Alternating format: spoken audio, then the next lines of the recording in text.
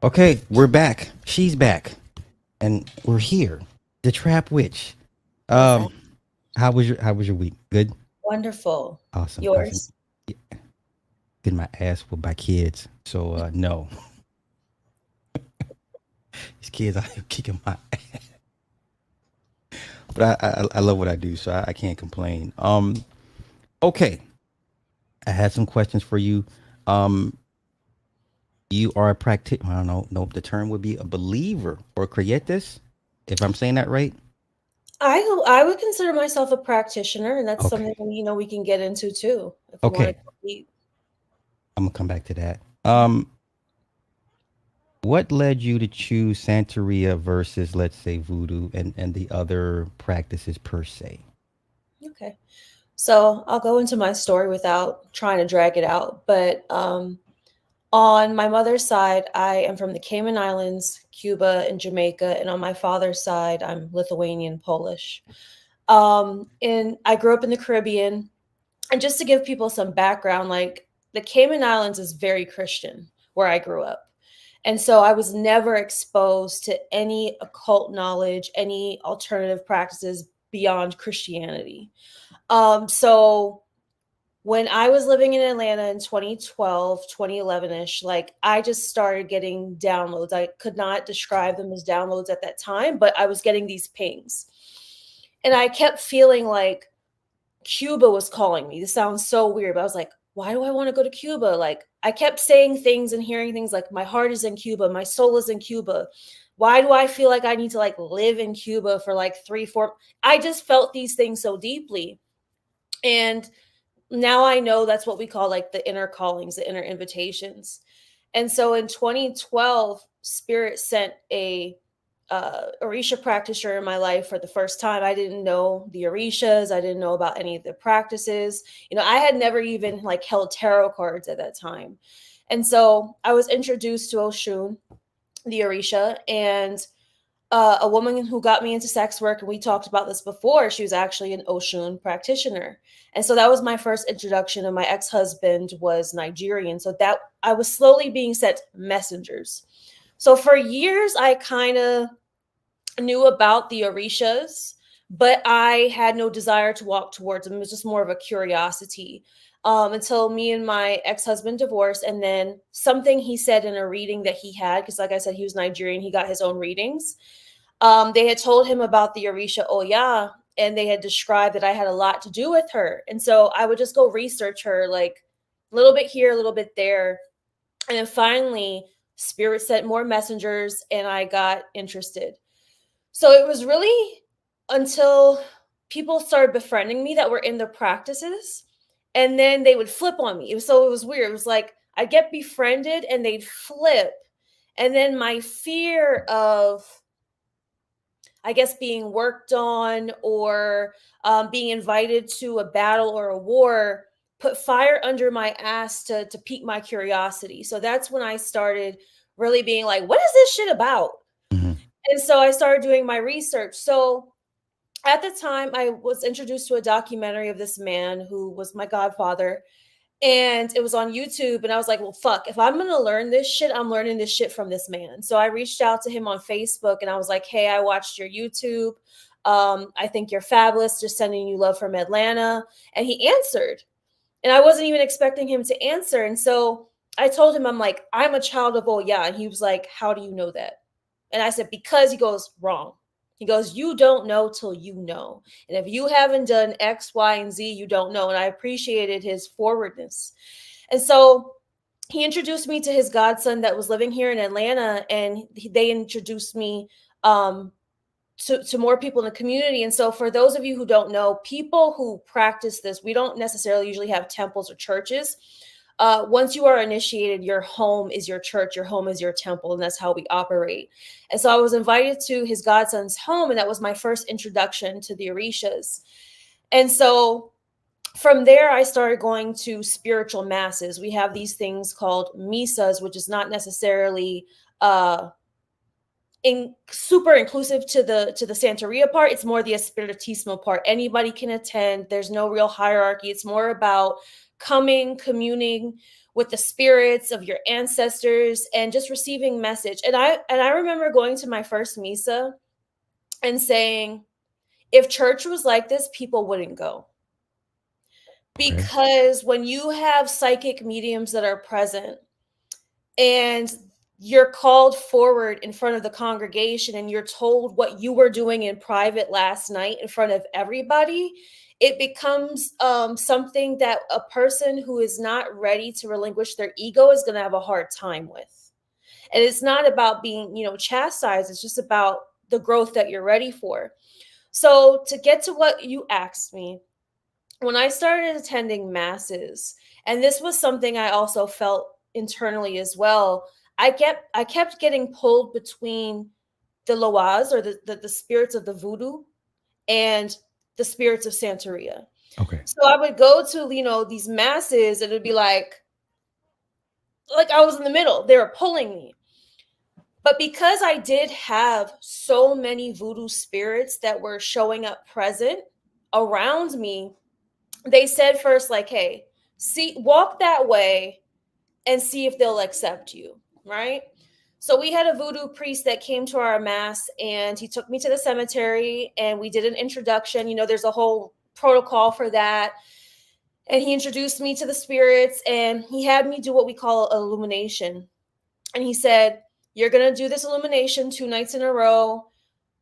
And essentially he had me like take this candle, put it in some water. I'm not going to say the whole thing for those who don't need to know. But essentially, he says they'll come through your dreams if they accept you. They woke me up both nights just to watch the flame go out and hit the water. So it was like, no. So I walked towards Santeria. And so it's not that I don't think that I have a lot to do with the spirits of the voodoo, which I do. But I think people have to figure out and know their bloodline, what's best for their path in this lifetime.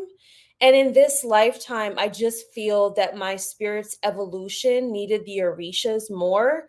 But it's not to say those spirits aren't still around. They don't, they don't come to visit. And I say this very respectfully, but I've had like the spirit of Marie Laveau, who likes to float around me, and she likes to make her presence known. Sometimes I go random places, and someone who's psychic is like, do you know that she's around? So, it's about what your spirit needs. And we could get more into that, but that is the reason why I chose Santeria. And like my mentor said, he goes, you have to figure out what feels like home this lifetime, and which pillow to lay your head on that feels most comfortable to be at rest. Okay. I like that. But I'm curious. Okay. Um, you said you're part Lithuanian. Any part of that ancestry spirituality you had no care for, or you never just say, So no? here's the thing. I was not predominantly raised with my white family, Okay. first of all. I don't even identify as white. I identify as a Caribbean woman who grew up with my black family. Okay. So I'm light skinned, but it's just like that part of me is so estranged. And also what's really that's a good question. Firstly, shout out to my Lithuanian heritage, because people don't know, like, Lithuanians were the last pagans in Europe. They rode that fucking witch train till the wheels fell off. So what I do love is that they held on to their practices as long as they could. But no, I didn't. I didn't have an interest, and I don't even think that it piqued my curiosity, because I wouldn't know to start. After I initiated Santeria, I did more research. But one of the things, and this is a very controversial topic, is that a lot of people don't like a lot of white people coming into the traditional African practices. But after attending so many misas, or spiritual masses, we have to understand that the reason why so many people come to Santeria, especially in Ifa, is because it is one of the most well preserved occult systems I have found in this world. Okay. There is a system that has been preserved. It's not just mystical, it's scientific, it's systematic, it's organized. And so when something just works, it works. So when I've been in attendance and psychics are reading the white people in the room, most of the time the answer is the same. It's like, this is not your shit, but we understand why you came to it because it's a bridge to connect with your ancestors. Okay. So, Espiritismo, more than anything, is a great bridge for people to connect with their ancestry.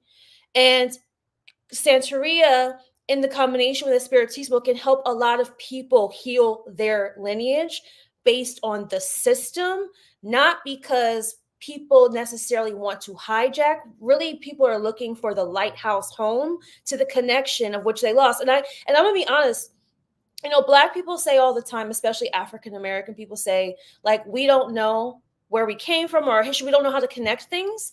I think a lot of people don't give enough space holding to the fact that a lot of people don't know that their ancestral practices, colonization period, right? Mhm. Christianity period has done a number on a lot of people to disconnect them from their occult practices. I agree.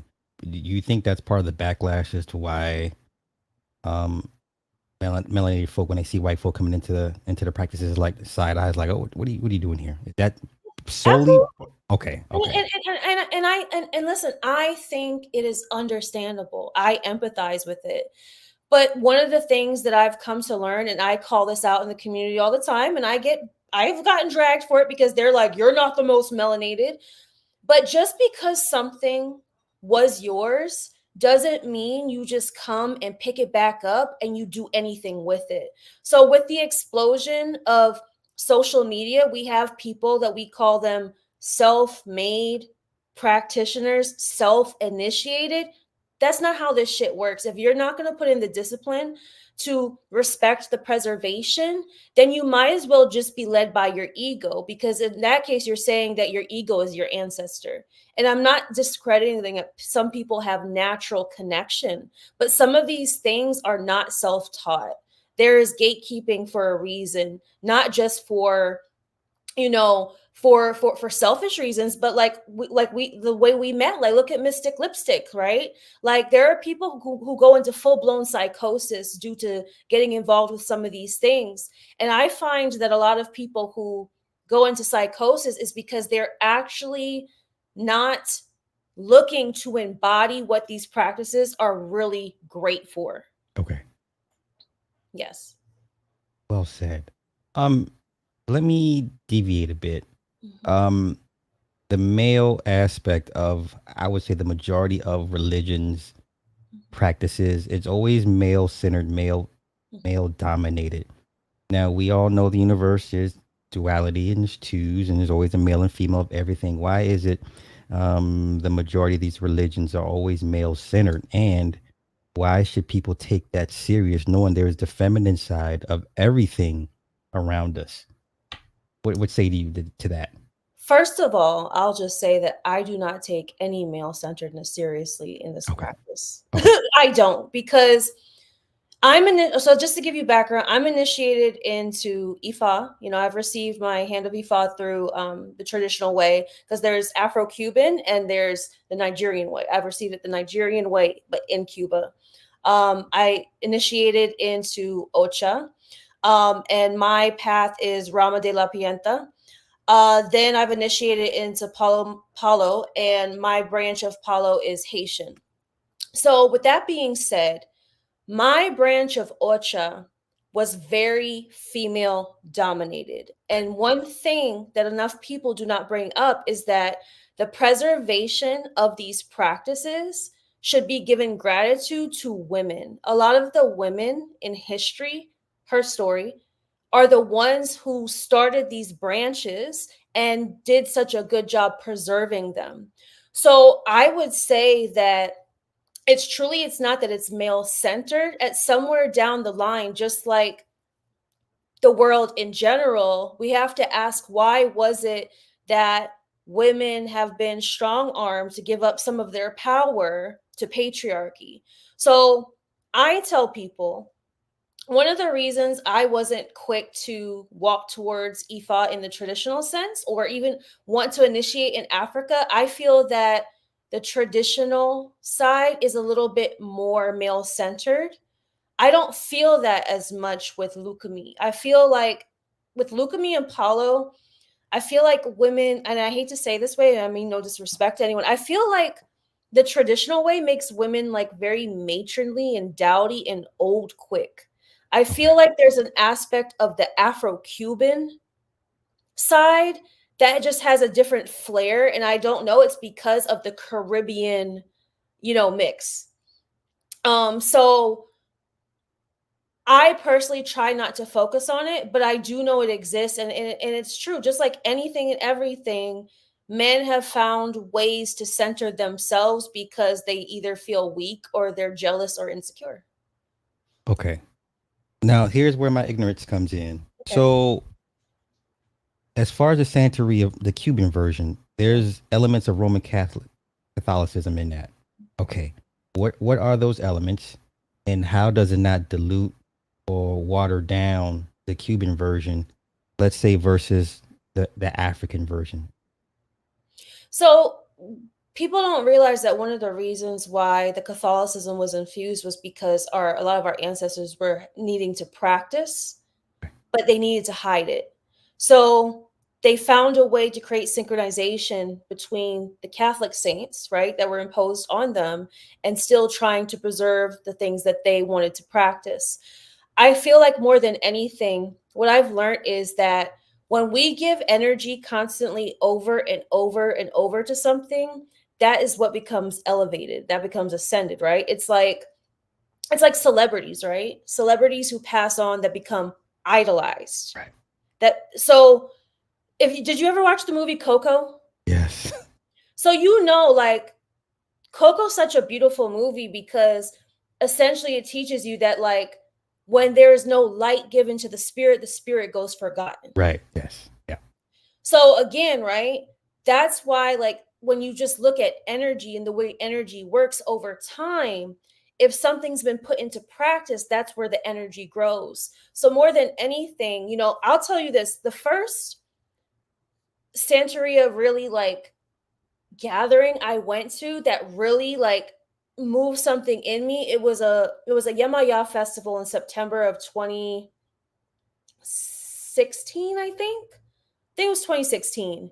And I drove to the Gullah Geechee area in South Carolina. I like used the last of my money. I was like, yo, something is fucking there for me. Like I was in a down mode, but I was like, I don't know these fucking people. I'm gonna take a chance. I'm gonna go and like I'm gonna see what happens. And we got to the beach and they started the ceremonies and they actually started singing This Little Light of Mine. Okay? Because when we go to masses in Santeria, we do the Catholic prayers. We do all these things that we're still put into practice to keep the practices alive and the synchronization. So it's just like with what Negro spirituals, like some of these things were not necessarily the original native language of our African ancestors, but they put things in place to keep the spirit going. Okay. So I say this to say is that I was on that beach, and before they started drumming, they started singing This Little Light of Mine, and I broke down crying. I like have heard that hymn a million times over my whole life. But there was something in that moment, and this was really when like my clairsentience started coming in, because even when we were driving over the wetlands of the Gullah area, like my body was just like lighting up, and I was just like, from that day, I was like, there's something in this for me. And I think that a lot of people, even though we might not always agree with everything that has been clustered, right?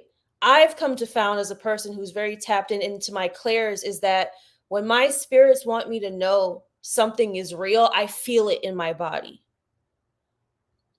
And so that's not been limited just to it appearing a certain way. Like I said, I'm Jamaican also on my mom's side, and I'm very connected to revivalism, which I don't know if you know about revivalism, which is essentially again like another jambalaya. But when I watch revivalism and I hear revivalism, the DNA in my body comes alive, and I just know that there's something there that is linked to my lineage.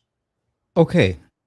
I like what you said. I love what you said. Now, the other side to that is, do you get detractors that say, well, hey, I hear what you're saying, but it's always everything's from Africa. Everything's Africa this, Africa that. Yeah. Now, if you're online long enough, you see there's a online schism between FBAs and tethers, whatever the case may be, and it even split down to the religion. Yeah.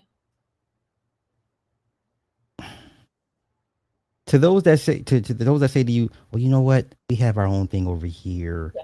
That's it. Is it to you that all things come from Africa? Are you of that belief?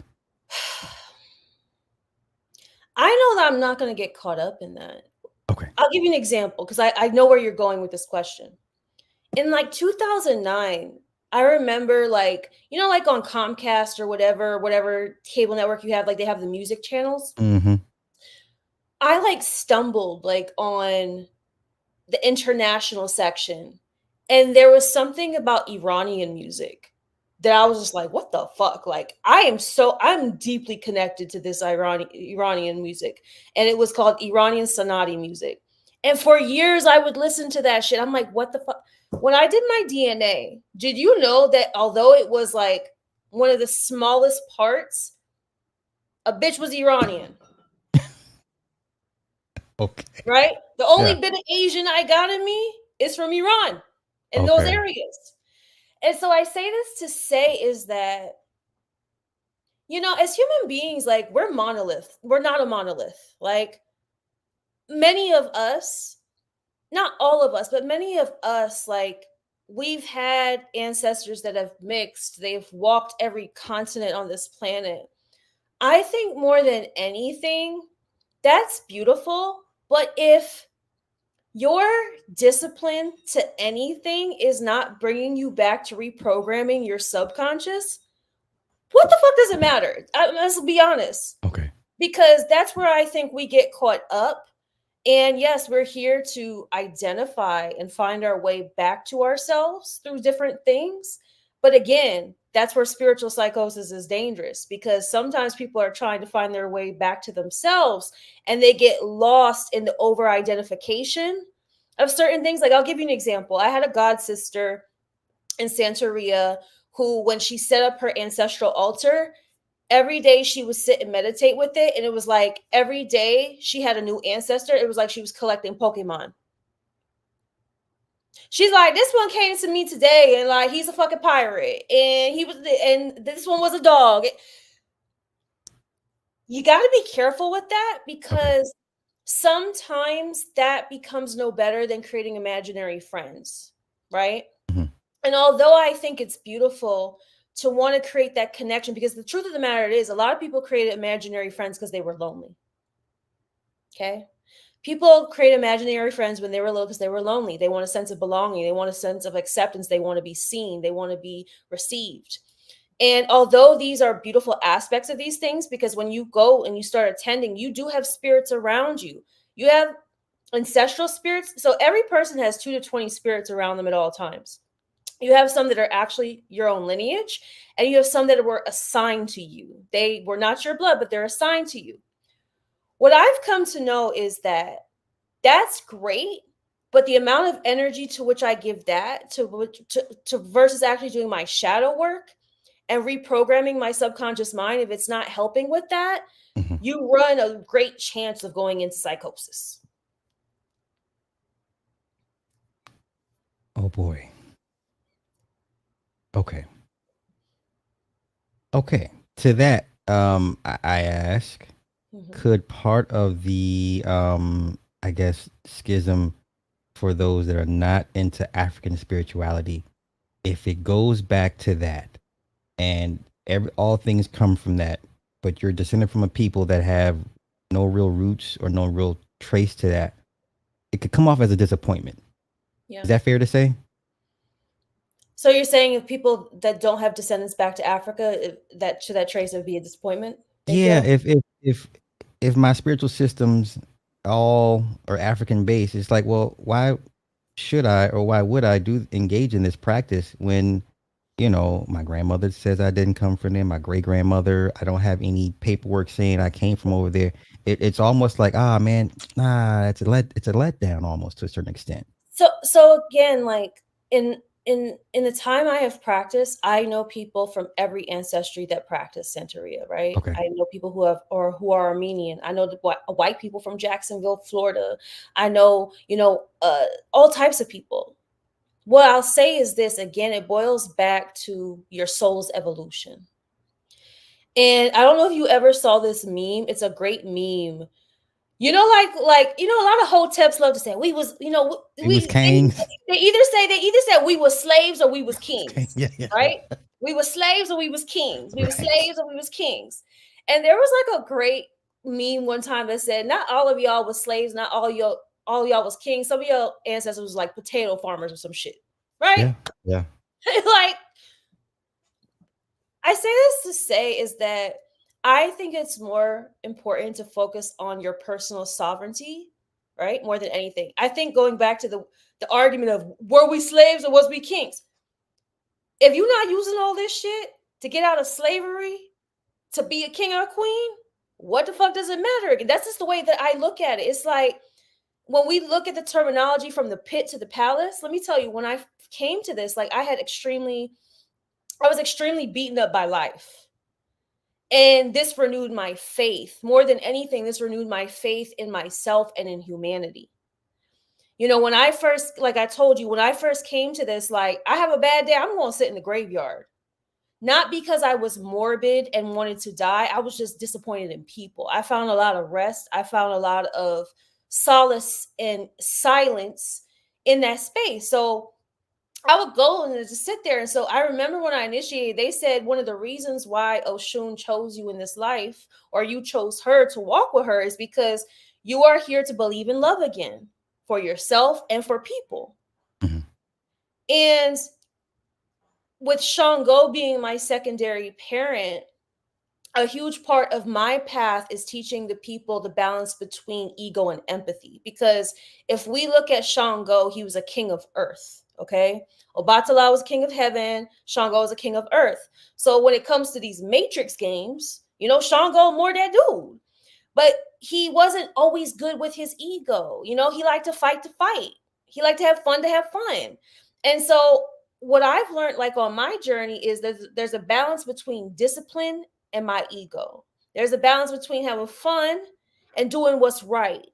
There's a difference between loving people too much and knowing when the fuck to say no. So Oshun and Shango, I chose them in this lifetime to help me master certain skills within myself to be able to teach other people. So more than anything, I think that people get caught up in the cosplay of these things. Okay. So whether you want to cosplay an Orisha, whether you want to cosplay your fucking ancestors, can we stop the cosplay shit?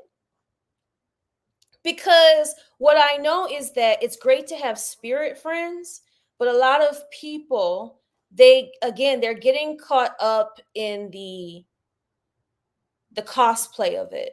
It's almost like they want to create the connection between them and the spirit so that you can either cosplay the spirit or they think the spirit's coming down and cosplaying humans. Okay. And one of the things one of my mentors always told me, he was just like, you are not the Orisha. You are not. And there's a lot of people who like to walk around and say, I'm the reincarnation of, I'm the reincarnation of. Shut the fuck up. You is not the reincarnation. You might be the embodiment, the spirituality, the representation, the inspiration. I like to say I'm an inspiration, an embodiment of the beauty of the work of what they can do Okay. more than anything. Okay. I like that. Now let me ask you this. Yes.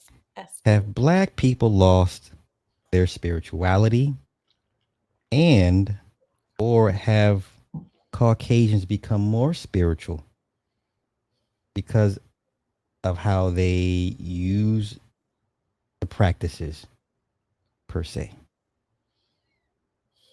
I ask because I hear everything you say. Mhm. I look at everybody and all their works and the belief systems. And I can point to everywhere black folk are getting their asses kicked Yeah. on every level across the globe. So I ask you, either have we lost our spirituality, they become more empowered and more emboldened? That's the first thing before I get to the next question. You know my answer. You know what came through to me hard when you asked that? White people about their motherfucking business. Okay. Like Okay. I heard that loud. Like white people. Let me tell you something. I have worked with women in spirituality in the black community and the white community. The white bitches about their business, honey. And what I think is that white people know how to take sometimes the emotion out of things. Okay. And so I think more than anything, a lot of black people have lost their faith following white people trying to be about business. But then so here's the thing. I was doing research one day. Did you know that Jamaica has the most churches per capita in the world? I did not know that. So one of the reasons why Jamaica has one of the most churches per capita in the world, because when slavery was going on, Jamaica had some of the most unruly slaves. So supposedly, they just couldn't beat their ass. They were like, well, how are we going to get them to calm down? Introduce Christianity, right? So there's a lot of churches. But when I was going down the rabbit hole, of course, and I'm sure you already know this and maybe you don't, but introducing baptism was a way to make black people be like, I'm closer to the master, but I'm not like y'all motherfuckers. So I'm Right. better than you, but I'm closer to them. But the white people's like, you're still not one of us. So knowing this, right, to me brings in the a little bit of the business part of it. And so my thing is that I would say that, like, I think part of it is like they trying to be like the white man, right? But I'm trying to think about like white people that I know that really got that, like, that faith. Even still, I just don't. And this might be hard to believe, but I didn't have really no white friends besides some of the few that I had in school up until I moved here. And I'm only just getting comfortable sometimes now being in white rooms. I think that was why it was very hard for me coming into the Witches of Color community. They was like, go with the white people. I'm like, I just don't know. Because being biracial, Amanda Steele said it's like being well, she's not biracial, but she's light. It's just kind of a hard thing sometimes to navigate. Okay. But I think it boils down to the business side of it. Okay. I had asked somebody, where were we winning with the spirituality thing? Because listen, we can point out Haiti Yeah. didn't work out for Haiti. It's not working out, right? They got their independence, and now look at them. Jamaica the same way. What does winning look like to you on a spiritual level? On a spiritual level, because I don't see it now. If it's um, you know, little spots here, it's not on a collective, Mhm. right? It's very micro. But what's the sense in that if the majority of your people can't use it to, I don't know, get free per se, or is it just should be just based on an individual basis? Well, first of all, not everybody has the same path. So I would agree. Like some people, the one thing people don't realize about Santeria too, and why you like in these practices, why you can't practice Santeria all the same, is because just as Christianity has one Bible, in Santeria we have the De Lagoon, right? We have a manual of odus and prescriptions, but that's based on the individual. Uh-huh. So when I started sitting down and getting my own readings, me and you could be sitting in the same room and we get in our readings and we're building a manual to live our individual lives. We might have odus that are shared, that are similar, Mm-hmm. but our Bible is not going to be the same. Now, there are principles of Ifan Santeria, which essentially is be a good fucking person and make sure your mind is not in slavery. Those are the very two great principles, right? But when it comes down to your individual prescription, is like what's poison to you might be meat to me. Right. So when it boils down to it, you get your readings. And I think I mentally prepare people to get these readings. I'd be like, first of all, if you don't want to know, don't ask. It's Pandora's box. If you want to live your life the way you want to live your life, don't ask what you don't want to know. because they might tell you, just like they told me, red was one of my motherfucking favorite colors, right? They said you are not allowed to wear red head to toe no more. You might say, that sounds fucking stupid. Until you fuck around, find out why that might be a warning to something. So there's a lot of things that are health based. There's a lot of things that are for warnings. You know, I'm actually told not to argue about religion. I literally have a taboo that says do not argue about religion. It's smart. Yeah. I can have a debate, but I cannot argue. So when someone brings an argument, I have to back down. Um,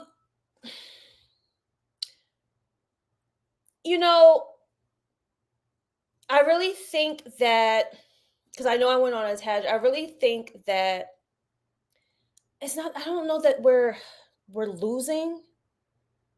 But again, like I said, like it all boils back to like capitalism for me.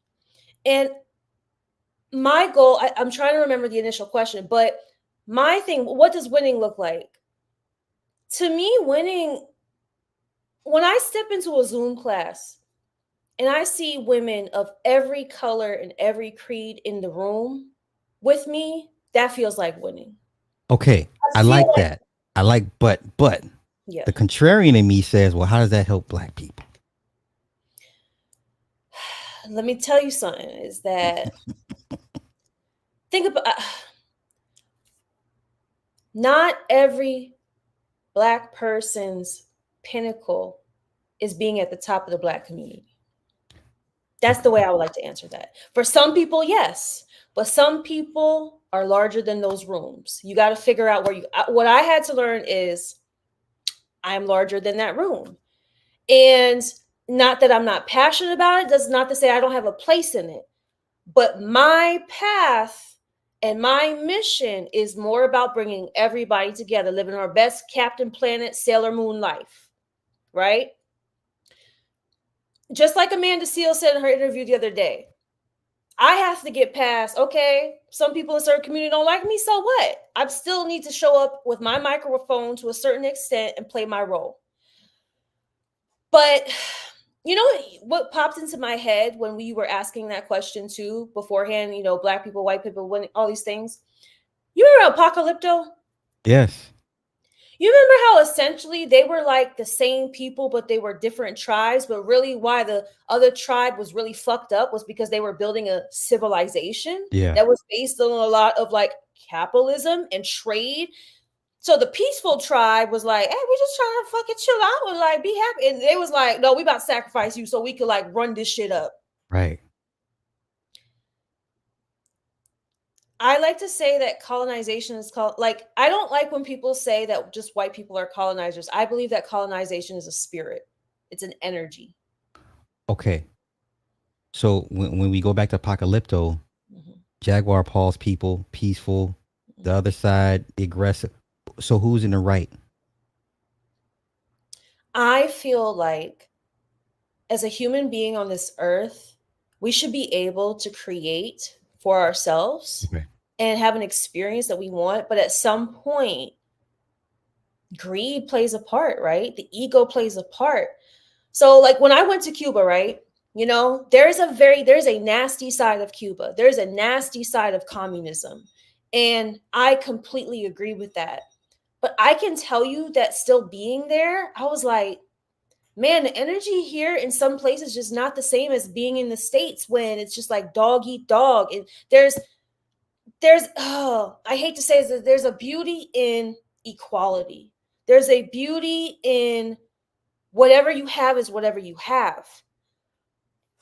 But I don't believe that it's right to restrict people from what they can accomplish in their highest potential, but it's knowing that if you have to hurt or aggress your fellow man to get it, it's just not it's just, that's where I believe like the obedience to what spirit has given us to our fellow man and woman, that's where you have to be easy. And that's why I've gotten clapback in the spiritual community, and I've called it out, and I've said, if you are a black woman hurting your fellow black sister, stealing from her, aggressing from her, and using the practices to do so, you're a bum ass bitch. And I stand on that. Okay. I could see you getting some backlash. Because I think a lot of people would say, well, no, I was justified in doing so. That would be their reasoning for even doing that. But in hindsight, But no. there's no, to me, there's no justification, because if you're for Right, your people, why would you steal from your people? right. I It's not, agree. you're not on no like Robin Hood shit where you're like, here's my truth. Like, I don't believe that Black people are getting their reparations through just begging for them. I believe you get invited to certain tables and there's a handing over of the resources, and there's certain people course correcting what some of their bloodlines did, or sharing, right? Balancing of the resources. But just to say that I'm owed this, I just have found it doesn't work that way. Okay. It's going to be hard. I have a question for you. Mhm. Paul wants to know, what is the spiritual cost of practicing Santeria or Voodoo for evil? The one thing is that I believe in universal law. Okay. And this is the way I look at universal law. There's a spectrum, right? And the way I like to look at the spectrum is from alkaline to acidic. Even Jesus Christ believed in righteous anger, right? He Right. believed in flipping a That's table, right. and you know, there is a difference between justice work, right? Just like when you go to court of law and you like, okay, you did this. This is first degree. There's second. There's certain works are justified, right? Protective magic, justice work. But what I've come to learn about evil doings, they always gonna fucking catch up with you some way, somehow. And I believe that there's only a certain level of justification you can get away with. And you even need to find out something's just. Let me tell you a story, okay? I'll tell y'all a personal story. When I was deep in my victimhood, when I started practicing, I could not still handle being trolled or bullied because I had childhood inner child wounds connected to that. Mhm. I remember going to a mentor and be like, you know, this person, blah, blah, blah, blah, blah, blah, blah. And they're like, all right, sit, let's meditate. Sit, let's meditate.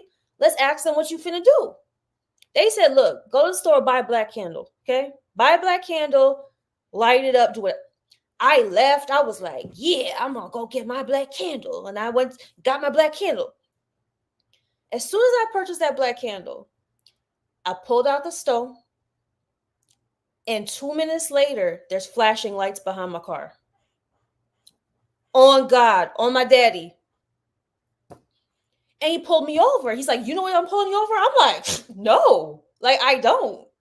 He goes, you didn't stop long enough for that stop sign back there. And it was funny, right before I pulled over, too, the license plate in front of me was 9999. So he goes, I'm gonna give you a ticket. So here's the funny part. My mentor had told me before he told me the advice about the black hand, he's like, we could do something. It's gonna cost you $246, some shit like that. Do you know how much my ticket was? 246. 246. That was my first lesson in that it's not fucking worth it.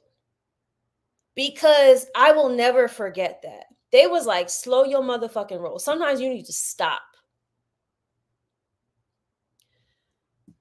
What I wanted to do that for was so unjustified. It was more a inner child problem I was having that needed to be subconsciously reprogrammed, as opposed to picking up a candle and doing something. And that's why I also tell people, like, you know, I'm very opinionated on this, but like, you know, certain talks that are going on in the community right now about people having done magic to them and that's why they deserve to die. It's like, when you really have been a part of this and you know certain things, it's just like those unhealed wounds really have a way of driving you into spiritual psychosis. So that's why I want people to be more responsible. But I just feel like karma eventually is karma. And, you know, sometimes they say karma is a dish best served cold. Do you know who Joseph Mengele was? Yes. So, you know, I'm very into horror, and, you know, Human Centipede was loosely based around him. I don't Yes. know if you know Yeah. that. Yeah. So, um, Joseph Mengele, right? The angel of death, for those of you who don't know, he was a Nazi doctor who did very torturous, evil experiments on people. And when, he fled and he got refuge in like Argentina or somewhere, Argentina, right? yeah, yeah. The Argentinians were hoarding the Nazis after the war. Do you know how he died? I'm not sure. No. First of all, they couldn't get him for 30 years. He went to the beach one day with his friends and he drowned. Interesting. He just went to the beach one day and he drowned. And I thought that was so like, I'm gonna say this, for such a big bad motherfucker who was doing all those things, I was like, that's a pretty sad way to go out. You drown, homeboy. I felt like that was karma. And I feel like when people are gonna get their karma, it's just their time to get their karma. And that's why they say, sometimes you can't watch and expect karma to fall in the ways that you expect it to. Okay, I'm so glad you said that because the rhetoric is black folks sitting here waiting for white folk to get their karma, and I'm like, that's not how it works. That's not. Okay, so a lot of those interactions involve blood contracts and whatever, and they kind of gave them a pass and gave them a covenant. This is why a lot of times they're not getting the karma you think they deserve per se. Can you speak to that at all, or your thoughts I on it? think that what I've come to learn is that sometimes, okay, so we're like Sims, right? Sometimes I think God is like playing Sims with us, right? Mhm. Where everybody sometimes has a part to play. I'm gonna give you a story. So my mom and I have had a tumultuous times on my spiritual journey. And there were times where I'd be like, once we settled it, I was like, I felt for her because I'm like, did she miss her destiny? Did she miss her destiny? Did she? And I did her human design one day, and like her incarnation cross said, like, she's an irritant. That's how they describe it. They said she's an irritant. She's a person who irritates and puts fire under people that are having a hard time moving. And I was like, oh, that's me. So when I understand energy, right? Sometimes we victimize ourselves so much to the point when we don't understand we wouldn't have moved a certain way unless the irritant occurred. Let's be for fucking real. A lot of people didn't move. Black people didn't move when Obama was in office because they're like, oh, we got a black president. My president is black. My Lambo's My right. Lambo's blue. Like, and then people started moving when Trump came in. Oh my God. Like, I remember when the election happened, I was like, if you've been waiting to move, like, why are we waiting to move based on the players? Why aren't we going within? Because to me,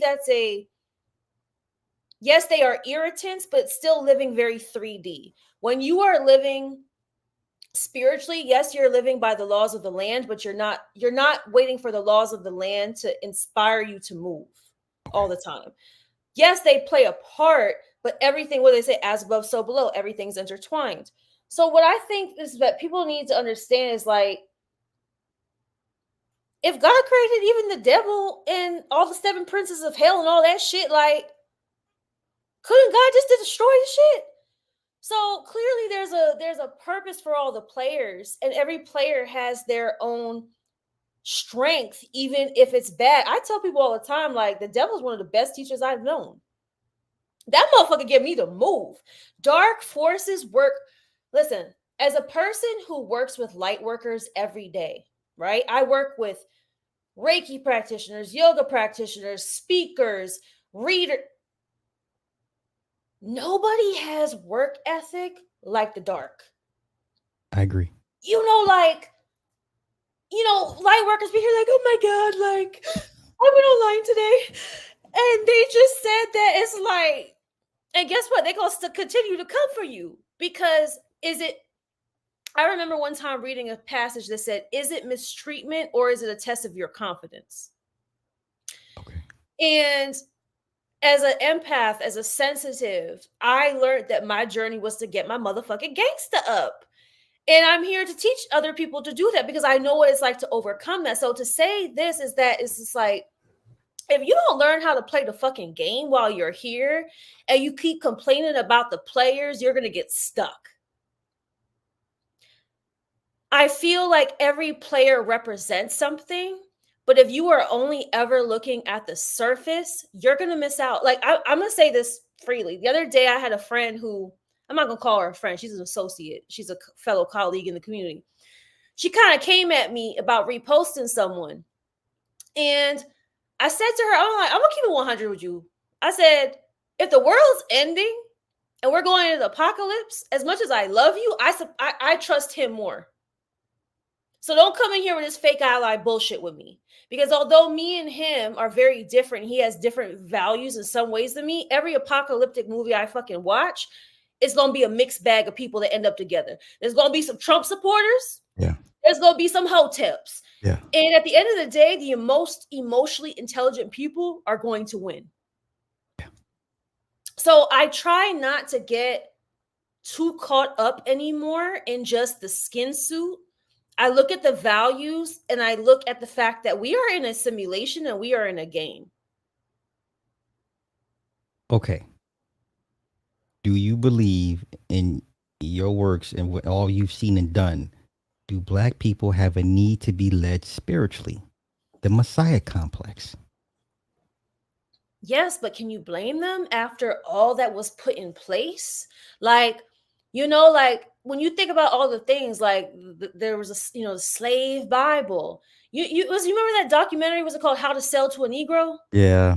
Like when you think about all the things that have been put in place to stop a people, it's like, God, I think one of the best parts of the movie Get Out was the fact that white people were so enamored with some of the skill sets of black people that they wanted to steal them. Yeah. And I remember even looking into the word, because I'm a wordsmith, and I was like, why is it called the Order of the Coagula? And when you look at coagulation, like coagulation is like a higher merge. I forget exactly. Let's look it up right now. What does the word coagulation mean? Definition. Coagulation is the action or process of a liquid, especially blood, changing to a solid or so when you look at that, it's like it's a merging, because what they were doing, they were merging them together so they could experience the best of being both. Right. But the white people in the movie thought the only way to do that was just stealing bodies. So why you think, again, greed, right? So instead of actually getting to know a people, you'd rather steal from them. That's fucking colonization again. But in history, have black people and white people have been the only to do that to each other? No, they were doing it in fucking apocalypto. Yeah, right. I agree. People don't want to communicate. People don't want to share space. So then, therefore, they steal from each other. They treat each other poorly. They fight. They do all these things. They kill each other. Instead, but that's why, regardless of all this healing shit, if you are not becoming a better person to actually have better conflict resolution skills, community skills, then what are we doing? We're not decolonizing. Okay. Well, one final question, totally off the cuff. Now, I used to live in Atlanta. Yeah. And I've never been to Lake Lanier. Now that I no longer live. Okay, so now that I no longer live there, I want to go to Lake Lanier. So I told myself the next time I go to Atlanta, I'm going to make it a point to take my ass down there. Okay. What do you think is going on? Is it basically the spirits of, or the souls of all the people that were flooded out in those towns, and they just take any and everybody? Because it seems to me anybody can get it at Lake Lanier. I always said that, can get it. okay. So if we believe that, I guess spirits or the trapped souls are not racist per se, because white folk drown there just as much as black folk do. People fucking trip on the dock there and hit their head. Hit their heads, yes. So if that is true, then does that not kind of upend the whole spirituality thing to a certain extent? Like as far as who they pick and choose to go after, it's like it doesn't matter if they can catch you slipping, they'll catch you slipping. I think more than anything, the way I look at it is them trying to communicate. When we start looking at like spirits that are at unrest, right? A lot of them are trying to communicate. and they're trying to communicate, like if they're angry, if they're stuck, if they're all these things, right? So like, I'll give you an example. I went to the Charleston jail in 2021. Okay. Okay. I don't know if you know, it's like one of the oldest jails in America. It had never had running water. It housed pirates. It housed the first female serial killer. Like, I like doing shit like this. So I went on a night tour there, like a horror night tour there. Nice. And I orb watch because I'm a big magnet for orbs. So I like to go like orb watching and all these things. So, the tour guide told me that like they do have experiences in there of like people getting scratched and spirits getting aggressive. And they also had Ed and Lorraine Warren, the people. Yeah. Okay. I've gone to their graves. Like, I do all this shit. Oh, that's dope. Yeah, I'm Okay. like I'm like deep in it. Like, I like doing all of this. So they once came there and said, even they're like, yo, there's like a portal to hell in this bitch. Like, so I went there, and when we went down to the morgue, okay, I didn't have any negative experiences in there, even when we went into the part that they said supposedly was the portal. But when we went down to the morgue, the guy actually dared someone to stand in the morgue, right? By themselves for like 10 minutes. So me and my ex, like, he wanted to do it. So I was like, all right, well, I'm gonna go with you then. So like, we're gonna go stand here together and we gonna see. And when we were standing there, I kept hearing in my head, I got stabbed. I got stabbed. It was like I got stabbed. I got stabbed. I got stabbed. I was like, oh my God. So I asked the guy when he came back. I said, hey, I know it's a fucking morgue, dog. I know it's but do you know of like any predominant person or story around someone who was like maybe brutally stabbed here? And he was like, not that I know of. The next day, we go home and I'm talking to my mom, and we know someone who's incarcerated. And I'm like, okay, like showing her like all the video and photo from the jail, right?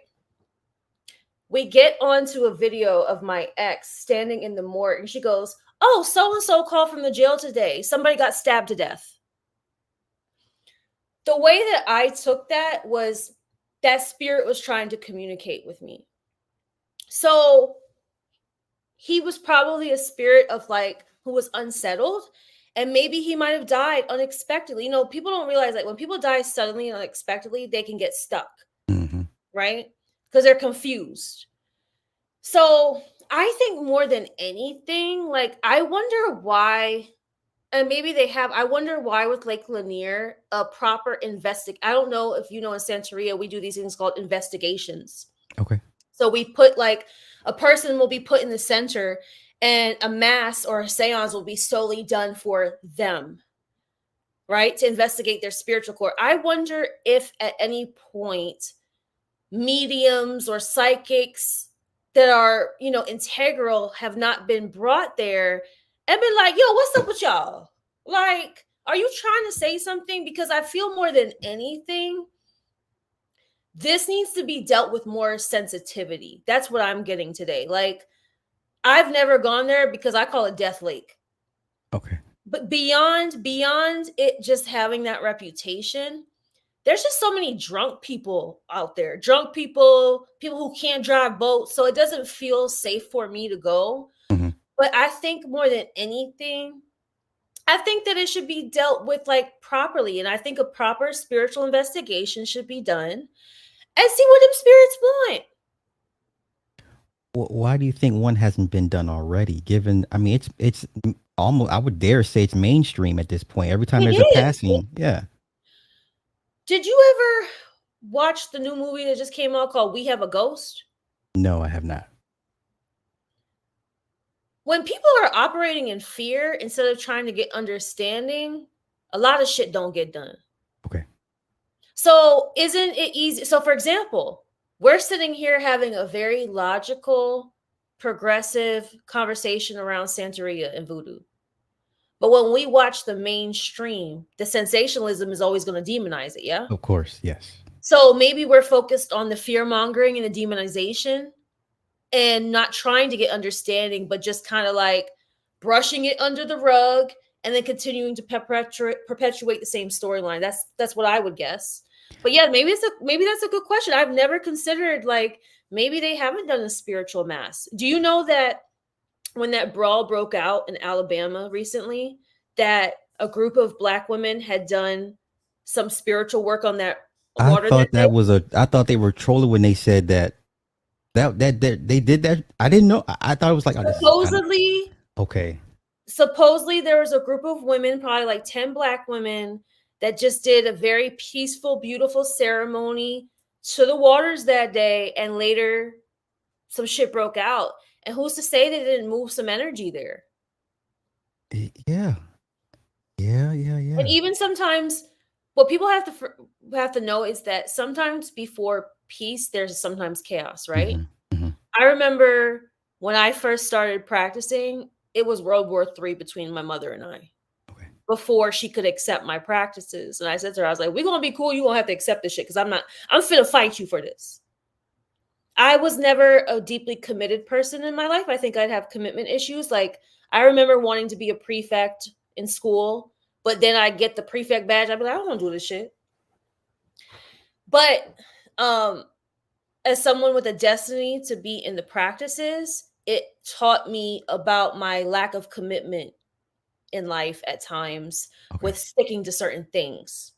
So, yeah. That's dope. I had a final question and I Okay. forgot just like that. I'm getting old. I'm telling you. Oh, you don't make notes. Winning. Spirit. Okay. Spiritismo, Mhm. is that usually used in conjunction with, or people can just operate on solely on that aspect of it and be like, I'm good with this. It's used in conjunction with, but here's the truth, like, somebody can get trained as a priest in Santeria and not be psychic. So people who practice spiritismo, they want to truly at times develop their psychic connection, their spiritual connection, right? Okay. So a person can be a priest and literally study, right? They can study the odus, they can study the protocol, they can study, they're scholars. A person who is a scholar might not necessarily be psychic. Gotcha. So Okay. when someone is psychic and a scholar, it takes it to a new level. But sometimes certain people are just psychic. So I'm a bit more of a naturalist spiritista, meaning like I have a knowing without knowing. There's times I've known something and then got a reading, and it's clarified in the reading by one of the people who have done the divination. Hmm. So, more than anything, though, naturally human beings, whether they want to practice these things or not, should focus on developing their spiritual connection with themselves and with everything in this world. Yesterday I made a post about how one of the best healing practices for clairvoyance is actually healing your fucking heart. Okay. And that's because if you do not have a healed heart, everything you see is distorted in this life. If your heart chakra is overactive, you could be too giving and see everything through rose colored glasses. If it's underactive, you're going to be hurt, you're going to be wounded, you're going to be tied to the past, and then you're not going to be trusting. A balanced heart chakra allows a person to see differently. So when I teach people about the clairs, whether it's clairaudience, clairvoyance, all these things, I like to teach them from the basic principles, because I can tell you there are people who claim to be psychic on Beyonce's internet in our spiritual community, and they cannot read a fucking room. Yes, I agree. It's like how you like. I've had people reach for me, and I'd be like, "Bitch, so wrong, like so wrong. Read the room." Yeah. You know what? Not to be petty, but yeah, it seems one particular person, all the spirits just go to her for whatever reason. I mean, any and every. I'm just like, okay, so they all just come to you. Okay, gotcha. Nobody else. That's called a God complex issue. Okay, That's the makings of a cult leader. okay. So again, right? Intercessories. Do you know the term intercessory? I do. Okay. I like to consider myself an intercessory. I know how to commune on behalf of somebody if they don't know how to. Now, some people will say, Nobody has that ability besides me. No. When I sit with people, I'm always aiming for them to help become their own intercessors, because we should want to be our own intercessors. That is what getting your fucking pineal gland together is about, your third eye together, Mhm. right? So you don't have to be codependent on anybody. Now, there are times where we are humans, we are students, we need counsel, we need help, but you should still lean on your own understanding and into your connection with God. But yeah, there's tons of people who want to pretend like they're the only special ones. Did you ever watch the show Them? Yes. Do you remember on the first season when the Black Hat Man was channeling and he said that God told him to kill all them people? Yeah. Because that motherfucker thought he was special Right. and he was dealing with spiritual psychosis. And so most people who are acting and talking like that, they're usually dealing with spiritual psychosis. Okay. Final question. I'm gonna let you go. No, absolutely. I'm flowing with you. Will your next husband have to be on your level spiritually, or are you willing to take him and say, "Okay, boo, let me come get you up to speed," or does he have to match you off rip and be like, "Okay, I might consider him." So this is a beautiful question. Thank you for asking. Religiously, the spirits have told me what I can and cannot do. Okay. So when I attended my Ifa ceremony, in my reading it says I am not allowed to be with any man who is not religious. I have to have a spiritual or religious man. Then, when I went through my Ocha ceremony, I was then told by the Orisha Elegua in his reading to me, I am not allowed to date any man in my religion who is above me in years. So I cannot date any elder priest in Palo. I cannot date any elder priest in Ocha. I cannot date any Ocha elder priest in Ifa. I cannot have a, so I can either convert a man, I could convert a man in, or he can have his own practice. So here's what it made me really think. What's the definition of a religious or spiritual man? A man could practice martial arts, and that can be a practice as long as it gets him to higher understanding and a connection with God. So after my last relationship, I tried converting him, not just to practice what I practice, but I tried to just get him to be more recognizing of why he needs spirituality to better his life. But he, like I told you in the last episode, he had post-traumatic slave syndrome real bad. Real bad. So bad I want to write a movie about it. He told me that if we had kids, that our kids were not allowed to eat fried chicken or watermelon outside. Yes, this man told me that. Okay. Okay. So to answer your question, he doesn't have to be on my level, but he does need to be close. And you know, the gentlemen in my life that I have started orbiting in, they already have a profound desire and attraction to these things, but they might not have gone so far in, or maybe they're there. But yeah, he doesn't have to be. What I know is that I need him to be more than a fucking philosopher, because I've dated hoteps that are just philosophers that they gonna study Bobby and Phil and all these motherfuckers for hours at a time. And then when I try to put them onto real game about how some of these practices go, well, I don't want to do it like that. So you want to stay a philosopher. So I need a person who loves philosophy, but wants to embody and wants to practice. And that doesn't mean that he has to initiate. That means he needs to take action in his life and make Oh, that put that shit into work. okay. You use the word convert. Yes. Now, sometimes in a snapshot judgment, Mhm. it that could be that's almost like, oh, the old trope. Yeah, she turned me out, man. And these women, they get to, you open up to them, and they get you into things you like and you didn't like, you didn't know you like. Mhm. Is you're not worried about those optics, or does No. that even cross your mind? Be like, okay, if I bring him into my world, and am I not just adding to the trope of women converting the men against his own natural nature, No. etc.?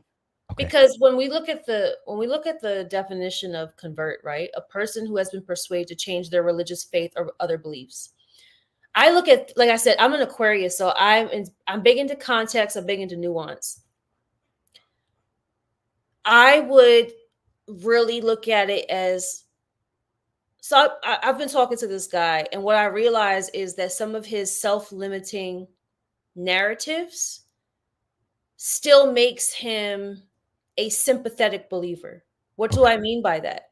He can read the occult books and he could believe in magic, but he's still struggling with the application of converting these things into real faith Okay. and embodiment. And that's something you have to be patient with people with, because it takes it takes a while.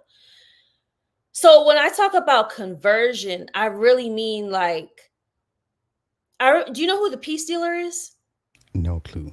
So he's an astrologer. He's great.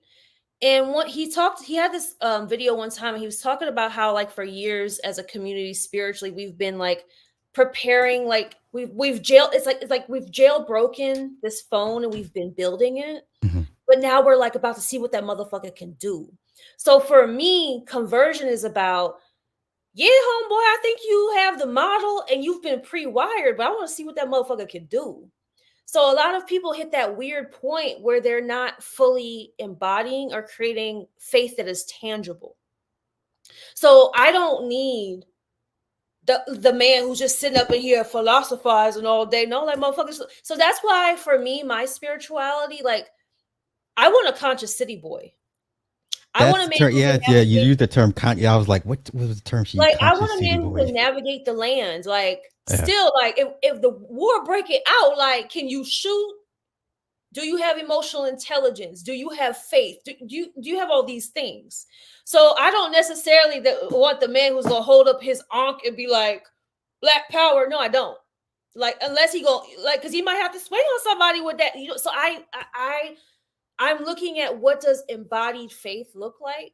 And even for me, one of the reasons why, like I told you before, like, I'm not big now into like, this is probably the first time I put my beads on in a long time. I'm not interested in cosplaying this shit no more. Okay. I'm about embodiment. So even in my last relationship, when I met his family, he was like, my son is Christian. Are you going to convert to Christianity if you're with him? And I said, no. And he's like, well, why not? In Christianity, we believe that the man is the head. I was like, well, I don't practice Christianity. Jesus is one of my homeboys. He's one of my ascended masters. I give reverence to him. I love him. I do. But I said, first of all, your son not even a practicing enough Christian for you to say that, first of all. Second of all, anytime a man has left me, I have been left to my own covering. So if a man does not have a covering to cover himself, how can he cover me? So whoever I'm with has to have his own covering. I have my own covering, and then maybe we'll have a giant ass umbrella. But for me, whatever he is, it has to bring his table to my table, and we have a big ass table or a big ass umbrella. That's all that matters to me. What does emotional intelligence look like to you in a man? Because I listen, honestly, I've only heard these terms online. Yeah. I've never heard a woman. Oh, my man, he's emotionally intelligent. I've never heard these terms in the real world. I'm like, Yeah. where is this new shit coming from? But to your best of knowledge and your best definition, what does that look and sound like to you? What I've really come to see in men is knowing when not to be just led by their unintegrated ego. Patriarchy and capitalism, colonialism has done a number in just making men be led by the laws of the land, where they have then denied the importance of building relationships that are not just dependent on their bread and their butter.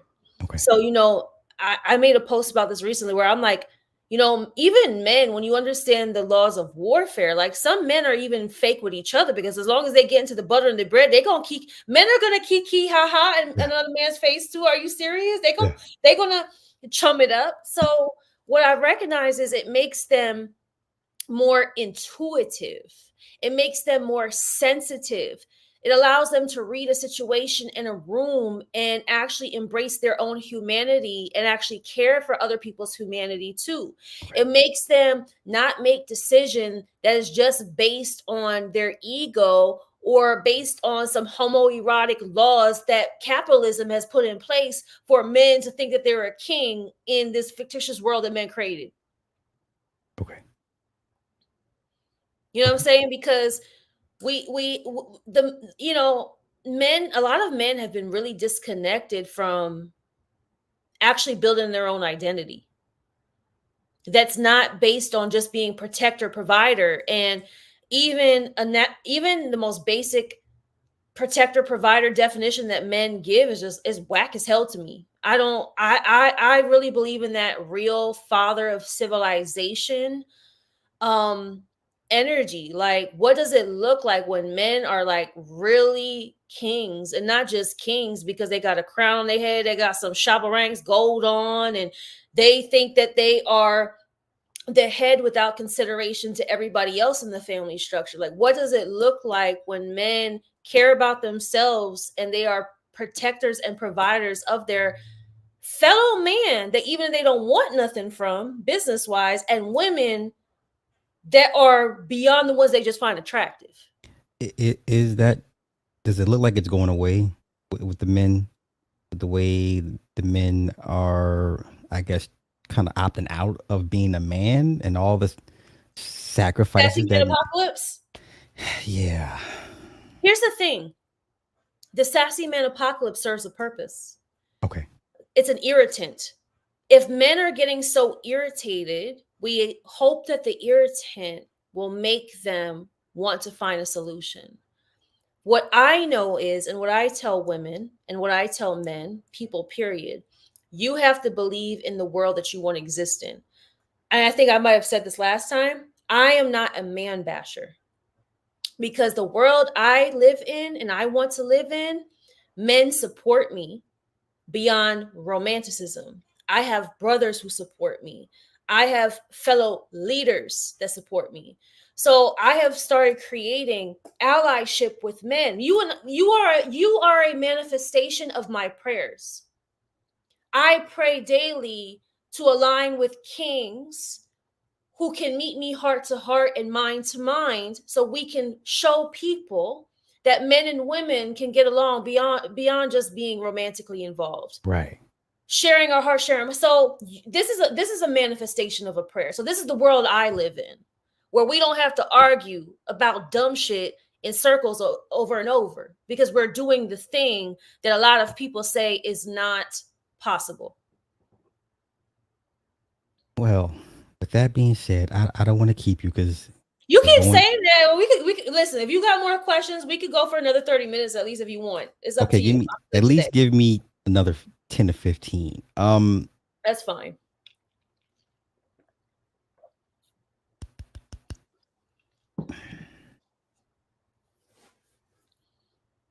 Are you concerned at all? Because you said that they're irritants, and it seems to me, given the online rhetoric, these men don't want solutions. They don't want to provide solutions. It seems they just want the ability to do what women do, is express themselves and tell how they feel, which as they should.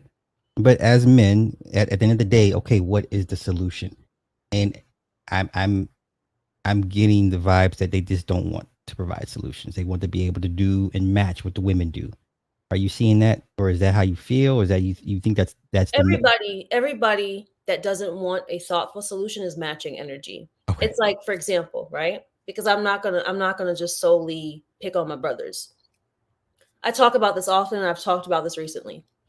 One of the ways now women have found reparations for themselves against the oppression of men is dehumanizing them, right? And objectifying them to being, cash cows or pay pigs, right? Mhm. Like, a lot of women are promoting femininities that he's just dropping that cash app, he's dropping that money, right? To the point where they're still making a man their god if the man is controlling the feed. So I say this to say is that we are both constantly doing it to each other, because sometimes people don't actually, again, want people skills. They don't want relationship skills. They don't want conflict resolution skills. They don't want to treat each other as equals. They want control. So until people come together, especially men and women, and say, look, we could both be alphas, but we have to learn to yield to each other's strengths and weaknesses and work together. We're gonna continue to fight for control. And even as alpha and dominant as I consider myself, I don't always want to be the one in control, and I don't want to have to try and control someone Right. in order for me to thrive with them. So micromanaging is not, it's not your strong suit. It's what you don't care to do. No, it is my strong suit to my detriment. Okay. My biggest flaw in relationships sometimes with men is letting a motherfucker be a man. Okay. And as a oracle, as a medium, I can look at a man, I can read him down, I could give him the blueprint, and I could tell him what to do. But if he doesn't want to look, it goes back to the Ace of Base sign, the sign song. You can't drag anybody up into the light where they belong. And so men need to commune with other men. Men need to commune with women who are safe. It's the same thing, vice versa. When I wanted to learn how to be better in a relationship with a man, I hired a male relationship coach. Interesting. And I built a communion of learning to feel safe, being provided for and protected by a man. Now, is his counsel the be all end all? No, but I started working on my relationships platonically with men. I allowed men to show up for me. Okay. Is that the answer? You think? Or did We have that to just show happen up to for work for us. you? Yeah, we have to show up for ourselves, but we also have to allow us to show up for each other. And I think a lot of women are tired, but men are tired too. I don't want to pin one, like everybody's fucking tired, dog. Like everybody's tired. So it's like it boils back down to everybody's tired, but is everybody, so like what are we gonna do? We have to still help each other. It's like are you married? Yes. Okay, you married. The house is dirty. Okay. Babe, we need to clean the house. What do you like to do? What do you like to do with cleaning? Even if you don't like cleaning, what would you prefer to do? What do you enjoy? Okay. Ooh. So we'll like, it depends on what part of the house, but I'll do the laundry most times. We'll alternate doing dishes. We'll Okay. alternate like the stove top cleaning because you gotta really get that. But for the most part, she does the. You know what? That's a damn good. I But really what never I thought of. even love that you say is that y'all alternate. Yeah, You've created a system of teamwork that works for you guys without arguing around fucking gender roles. but my situation, because she grew up, she's old school. I mean, Yeah. daddy runs the house, so she had that upbringing. So I kind of lucked up in a certain. It's Yeah. like she does all the cooking. She loves to cook. So I don't ever question that part. But everything else, I'm like, I'm not gonna have you work 10 hours and then come home and do all this shit. I mean, that's crazy. Like who, you know? But I have the benefit of her being a daddy's girl, so she already knows what to do and what not to do as far as how we. And then plus we're older now. I don't know, it's 10 years now. I've known her for 20, so we had that time to kind of fight it out and figure it out, and so we've had the benefit of doing that.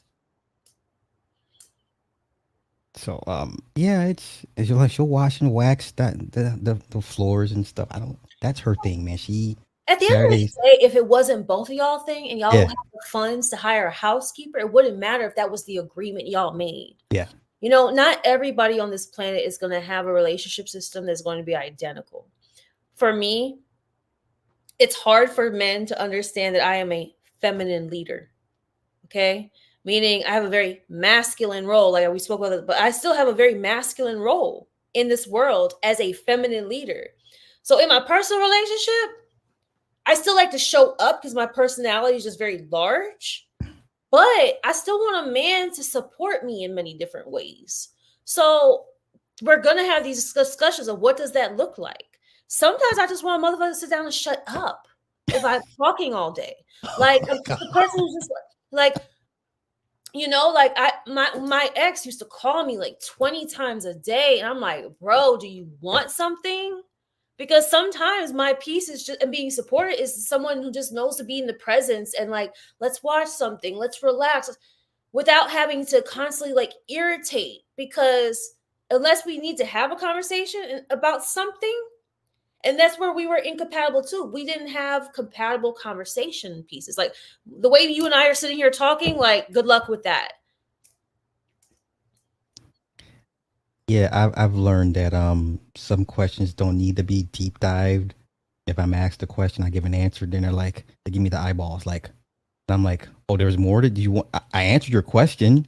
Like why does everything have to be unpacked and deep dive? But you know what? One of my downfalls in my last relationship is that he literally kept telling me to my face, he goes, I'm not that deep. And I'm like, yes, you're deep. You're deep. And the truth is, yeah, he's deeper, but he's good with that surface level. So I kept trying to be like, no, you're, but I realized we were incompatible. He was a person who does not like to go deep, is okay with that. And that's why he was better partnered with someone who's equally yoked in that sense. Okay, was it easier for you to come to that determination because you realize, or I guess the average woman probably would have stayed around longer? Um, a woman not like you would have said, you know what, I'm gonna try and work this thing out. It's a Yeah. phase, it gets greater later type of situation. Um, an evolved woman like Mhm. yourself, I guess 9 times out of 10 would have done the same thing you've done and just left and be like, you know what, this is not serving my purpose. I'm not growing here. He doesn't want to grow in certain aspects. Is that fair to say? Yeah. And even, in the past year, I've orbited in about three suitors. And I'd say, if ladies want a lesson in Oshun, let me tell you something. Oshun is not no hoe to have as a mother. Okay. She's hard on her daughters. And one of my biggest lessons is learning when a flag is fucking red on a man that doesn't want to evolve or is having a hard time, for me to not overwater him and leave him the fuck alone. Okay. If he does not, if I see something and I say something and he has no desire to change it, I got to take back my time. I do too. It's 333 Atlanta time, as we say it. The ancestors are like, yeah, like when you see that, the tendency to want to helicopter parent a man, to overwater, to overgive, to the point where then you get resentful that you're repeating yourself. You see it. Why won't he do it? Because he has to want to do it himself. So yeah, that's a lots of women waste their time and the years of their life mothering a man who just does not want to evolve. I'm not that woman. Okay. So if he shows initiative that he wants to grow and be better, you stick Yes. around. Does that mean you stick Yes. around? Okay. But now I'm realizing that that has to be that action again. Like, give me that, like, word, like, I'm only gonna give you like one or two times out, but I'll be like, yeah, you said that, but like it's been 3 months. Because I'm a doer. Like, I have a Venus in Pisces and I have a Mars in Sagittarius. Okay. So Venus in Pisces is the dreamer. The she's a little delusional, but she'll be like, oh, I dreamt it. And then my Mars in Sagittarius is like, I dreamt it last night. Let's embody it tomorrow. So I'm very creative in that sense, where like my friends are like, oh, you had an idea for a shoot? Like, when? I said 2 hours ago. I shot it. It's done. I just know how quickly things can manifest when you pull that idea down through the vessel and then put it to application. Some things take longer, but like when I know how fast things can change and shift, I just don't tolerate people who like to play with their lives for that long. Okay. Final topic. Yeah. Your post about Kim Kardashian. Now I have my Oh, you opinions of told my Kim Kardashian. story last night? Yes, yes, Okay, yes, okay. yes. Now I'm watching American Horror Story Delicate. Okay. I think I like Kim. I like Kim too. Okay. I like Kim too. Listen, I'm not letting people bully me because you can Okay. learn a lot from that bitch, okay? Okay. You can learn a Yes. lot from the Kardashians. They are grand high witches. So my question is, I can never knock a woman like Elizabeth Taylor, Yeah. Kim Kardashian. They kept husbands. Yeah. I look at you and I say, you know what? She gonna keep her husband. Why is that a bad thing? What why I don't even expect women I I don't think even again, I think we've created. Listen, if we look back in history, right? Weren't there great queens that had multiple husbands, and all then they day switched them? Then they switch them switch out out when like yes, like underwear. Yes. I actually watched a really good movie the other day. I forget what it was called. It's a true story. It was actually based on this queen who was gay, and she concocted this scheme to marry this man or some shit. Like it was wild. I'll have to send it to you. You might enjoy it. Okay. But yeah, like back in those days, they'd be like, listen, I'm trying to conquer this small country tomorrow. Let me go ahead and divorce this husband because I think that one over there would actually help me conquer this country better. They would do that. Yeah. And there was no like, they go there, they meet up, they'd be like, how many goats you want to give me and how much fruit? And oh, you want to give me some fine paintings? Can you give me a general? Can you give me an army? Can you? And they call it that. There was no like hooting and hollering about that shit. So what is it you think women can learn from Kim Kardashian? First of all, I'm just blown by how she turned 5 minutes of a mediocre sex tape into an empire for 20 years almost. I was like, if more than anything, like, you got to give her props. Like, a Yeah. 5 minute mediocre sex tape. That was a mediocre sex tape. Yeah. It was terrible. But she capitalized. I don't even know if she was embarrassed. Maybe, like they said, maybe her mama helped her film it. Either way, they took a opportunity and they turned it into multiple opportunities. They are masters at glamour magic. Okay. And glamour magic gets people to keep looking. How is it that like so many people don't like them, but we are enamored? We are watching. And when you think about it, she came in really at the beginning of like the explosion of reality TV. Mm. And another thing, you know what's one thing I think that Kim Kardashian is to blame for? Okay, you ready for this? Someone asked me the other day, what did they ask me? What was the question? Have you noticed? Okay, you lived in Atlanta. Hmm. Have you noticed since the explosion of Kim Kardashian that every woman's body type that you only used to be able to find in the strip club is now outside the strip club? Yeah. So literally something that was only a fantasy that you could go to this place and they weren't even altering their bodies that much back in like 2012. Right. But either way, there was some sort of influence around the altering of the body that just exploded. And now, like in Atlanta, I think they say like 80% of women in Atlanta have a BBL or something like that.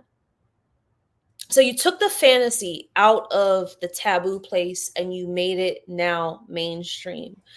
I don't know. She has so much influence in many ways that's fascinating. And I don't know. She's more than anything, she's a representation for so many things. And I think instead of trying to understand what she represents and what you can learn from it, whether it's good or bad, people just want to hate her. And I just think that's a waste of time. Gotcha. Now, Um.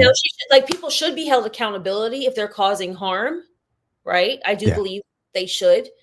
Um, But she's a witch and she knows it. And the reason why I love her now on this season of American Horror Story is that like she's like, y'all been saying this, so I'm gonna make a check That's off. her. Oh, I'm looking at her like, oh, she's not acting. This is her. And I'm like, yeah, I get it.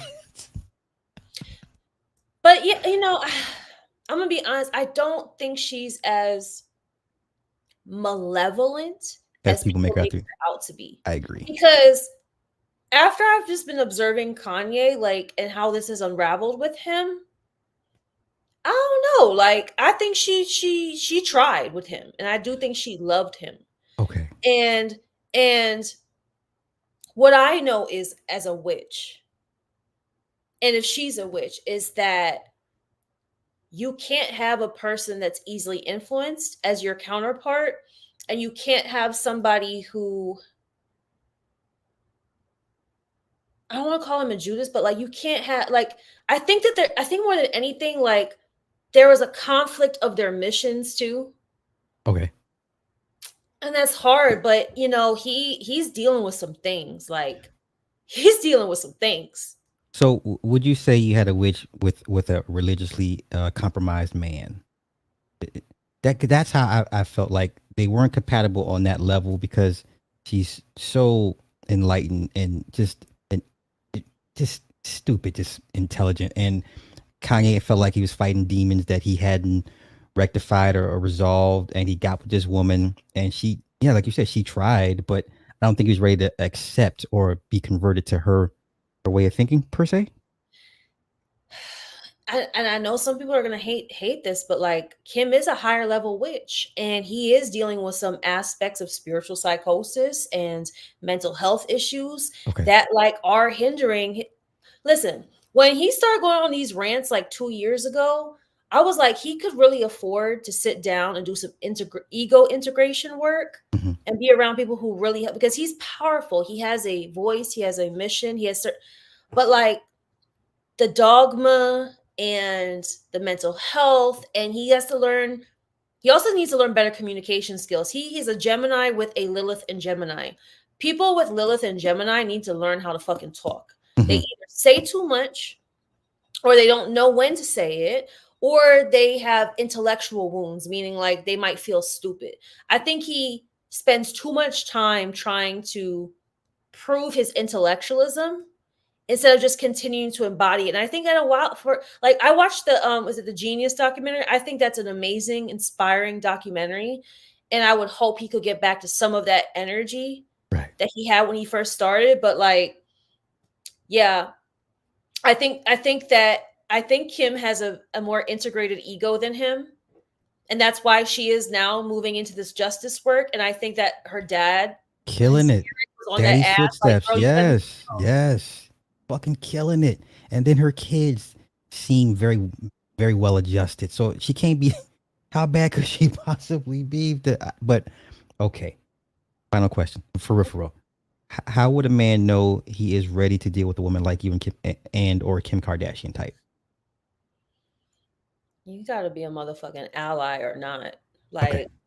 Like allyship is everything, you know. Um, and to find out if a man is a good ally, like that root chakra gotta be intact. Like if he's not operating past the lower level chakras in his lower self, it's gonna be a problem. Like he Okay. has to really prove he's um really embodying discipline and focus and not getting distracted, and can, because I think, in my last situation I went through a betrayal, you know what I mean, and I don't know if I said this, but like I went upside his head, like I lost it. And when I tell people the infidelity wasn't the problem, it was the way in which I was contacted, was like through my business website. Like when you work hard as a woman to solidify yourself and reputation, and like it was just the level of, and then even the malevolence afterwards of like some little attacks that I got through my platform. Like I could have went full to war with that, and I just was like, you just got to stay focused, because this is how dark energy tries to get you to destroy your mission and your purpose. And women and men alike with high spiritual callings in leadership, some of the ways they get us to divert our mission or sabotage it is through our partnerships. Sad but true. Sad but true. Okay, sis. I've had you on for far too long. I know Okay, you. it's cool. You. I enjoy this thoroughly. I'm so happy. I'm so happy that you came back. Please shout yourself out where everybody can find you. I Mods, if you could spam her IG link for me, please, one time. Yes, go ahead. I'm sorry. Yes, the Trap Witch on Instagram. I have a YouTube. I just haven't been uploading like that. Get on it. And if you need a personal one-on-one session, whether it's mentorship, a reading, a healing session, you could book it through thetrapwitch.com. And I also just have some classes from last year that I did. It's on my link tree in my bio. I have ebooks. I'm going to put some more up there. But yeah, I appreciate you sharing your space and your time with me and your energy as well. And phenomenal questions. I really enjoy our flow all the time. Hey, I was worried because we were texting. I was like, oh shit. I don't think she didn't sound so interested. Let me go. Oh, you didn't think I sounded interested? Yeah, I was like, oh shit. Well, you're Because not the most aggressive texter. I Like y'all, he's not like super communicative, So I can't. I need this. Can you be ready for this time at this date Oh at this? no, I don't know. Because I know how people's time is their time. And I'm like, she'll get back to me when she's ready. And so I was like, man, let me go do some research, man, these questions because it didn't feel like she was. No, I. That's why I followed up with you because I was like, I marked off the time. I was like, so yeah, just be more aggressive. I know you're a Cancer, so you a little. Yes, yes, yes. We're all. You need that 50 cent Cancer aggression. Oh God, no! I had to bury that guy. No, no, that no, no, no. That side of me cannot come back. Cannot. No, but thank you, thank you, thank you, thank you. Thank you, and thank you for everybody who tapped in. I'll see y'all. Take care. All right, you have a good one. Thank you. All right, Trap Witch, back in this bitch. Oh, Andrew, thank you for the 25 on the Cash App. I appreciate it. Thank you, thank you, thank you. Hey, the king of 5 words left. Y'all got jokes. Y'all got jokes. All right, so I got some errands to run. I'm gonna be back in a couple hours. There's a fly in here. She done let a fly in the damn house. Um, yeah. So shout out to Trap Witch. Please go follow her. Go subscribe to her. And yeah, I'm gonna get out of here. I'll be back in a couple hours. Y'all have a good night. Good afternoon. Afternoon. Peace.